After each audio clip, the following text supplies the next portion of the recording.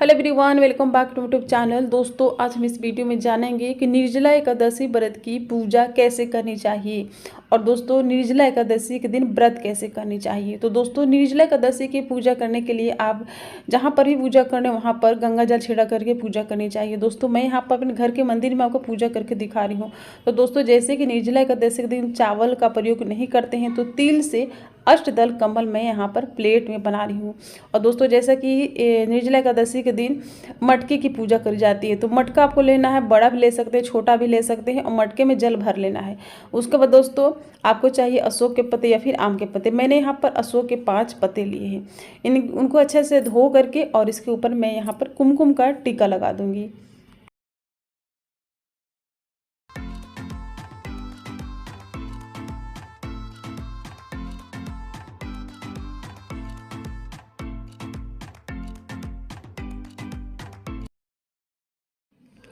तो दोस्तों, अशोक का पत्ता लगा दिया मैंने। अशोक का पत्ता लगाने के बाद इसके ऊपर मैं रख दूंगी तिल।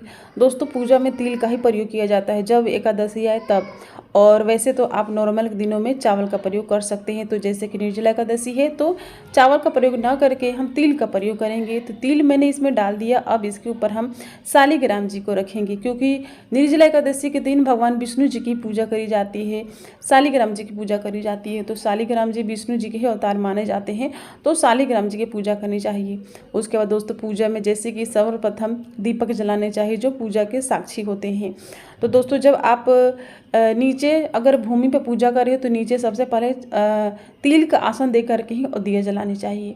उसके बाद दोस्तों, दीप देवता की पूजा करनी चाहिए। तिल, हल्दी, कुमकुम चढ़ा करके और दीप देवता की पूजा करनी चाहिए। दोस्तों, देवी देवता की जब पूजा संपन्न हो जाए उसके बाद जैसे कि सर्वप्रथम गणेश भगवान जी पूजे जाते हैं। तो गणेश भगवान मैंने यहाँ पर सुपारी के रखे हैं। आपके पास मूर्ति होगी तो मूर्ति रख लीजिएगा। उसके बाद गणेश जी के ऊपर जल छिड़क करके और गणेश जी की सबसे पहले हम पूजा संपन्न कर लेंगे। गणेश जी के ऊपर लाल कुमकुम चढ़ाएंगे। उसके बाद गणेश जी के ऊपर हल्दी चढ़ाएंगे।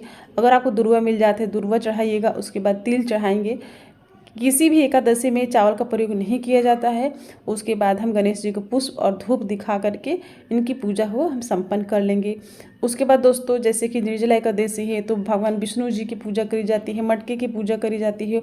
तो मटके में सबसे पहले हम कलावा लपेट लेंगे और उसके बाद दोस्तों भगवान विष्णु जी के ऊपर जैसे कि शालिग्राम जी हैं और मटके के ऊपर जल छिड़केंगे। दोस्तों, शालिग्राम जी नहीं है तो आप भगवान विष्णु जी की या सत्यनारायण भगवान की फ़ोटो भी रख सकते हैं।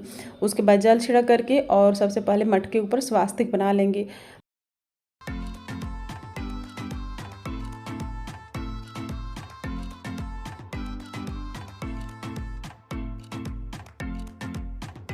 दोस्तों, स्वास्तिक बनाने के बाद हल्दी चढ़ाने चाहिए। और दोस्तों, पूजा में जैसे कि हल्दी कहा जाता है कि शुभ मानी जाती है, तो पूजा में हल्दी ज़रूर चढ़ाने चाहिए। हल्दी चढ़ाने के बाद चंदन का भी टीका लगाना चाहिए। सफ़ेद चंदन भी चढ़ा सकते हैं, पीला भी चढ़ा सकते हैं। और उसके बाद दोस्तों, शालिग्राम जी के ऊपर भी लाल रंग का कुमकुम चढ़ाने चाहिए, चंदन का भी टीका लगाने चाहिए और हल्दी भी चढ़ानी चाहिए। जैसे कि मैंने बताया कि हल्दी बहुत ही शुभ मानी जाती है और भगवान विष्णु जी को अति प्रिय होती है हल्दी।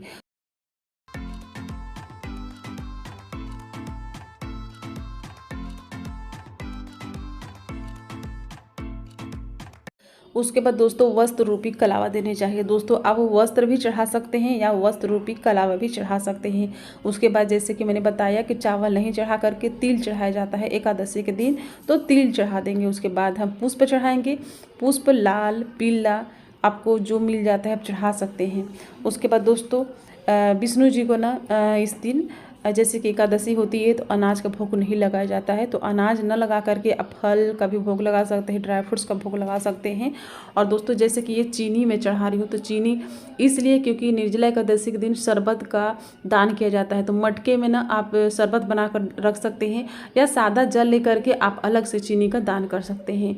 और उसके बाद दोस्तों, भोग लगाने के बाद जल चढ़ाने चाहिए भगवान को।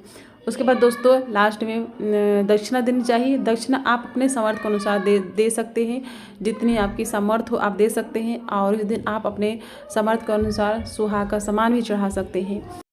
उसके बाद दोस्तों धूप दिखाने चाहिए और दोस्तों धूप दिखाने के बाद भगवान से अपनी पूजा में रह गई कमियों के लिए क्षमा याचना मांगनी चाहिए। और दोस्तों इस दिन निर्जला एकादशी के दिन व्रत भी रखने चाहिए। दोस्तों व्रत नहीं भी रखते हैं तो पूजा जरूर करनी चाहिए। दोस्तों कहा जाता है कि निर्जला एकादशी के दिन जो भी कोई भी व्रत कर लेता है उसके पूरे 24 एकादशी के व्रत करने का फल मिल जाता है। और दोस्तों उसके बाद लास्ट में जैसे कि आरती करी जाती है। आरती करने से हमारी पूजा में किसी प्रकार की कोई कमी रह जाती है तो भगवान उसे क्षमा कर देते हैं। तो आरती करनी चाहिए। दोस्तों आप पूजा मंदिर में भी कर सकते हैं या कहीं भी आप अलग से पटका लगा करके और वहाँ पर भी पूजा कर सकते हैं। एक कुल अपनी इच्छा होती है। तो दोस्तों इस दिन अनाज का भोग नहीं लगाया जाता है। निर्जला एकादशी होती है, कोई भी एकादशी हो, अनाज का भोग नहीं लगाते हैं और चावल भी नहीं चढ़ाया जाता है। चावल की जगह पर हम तिल चढ़ाते हैं। और जैसे कि सीजन का फल चढ़ाने चाहिए, जैसे खीरा, तरबूज, आम आपको जो मिल जाते हैं आप फल का भोग लगा सकते हैं। और दोस्तों निर्जला एकादशी के दिन पानी बिल्कुल भी नहीं पीना चाहिए।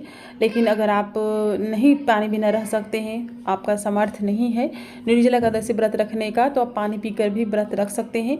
दोस्तों अगर हम निर्जला रखते हैं तो पूरे हमें इसका जो पूरा का पूरा फल मिलता है। और अगर हम फल खा करके व्रत करते हैं या फिर पानी पी करके व्रत करते हैं तो हमें एकादशी व्रत का आधा पुण्य मिलता है। तो पुण्य तो मिलना ही मिलना है, आधा मिले या पूरा मिले, आपको कितना पुण्य चाहिए अपने समर्थ के ऊपर है। अगर आपको पूरा पुण्य चाहिए तो निर्जला रखिएगा, आधा पुण्य चाहिए तो आप फल वगैरह खा करके और व्रत रख सकते हैं।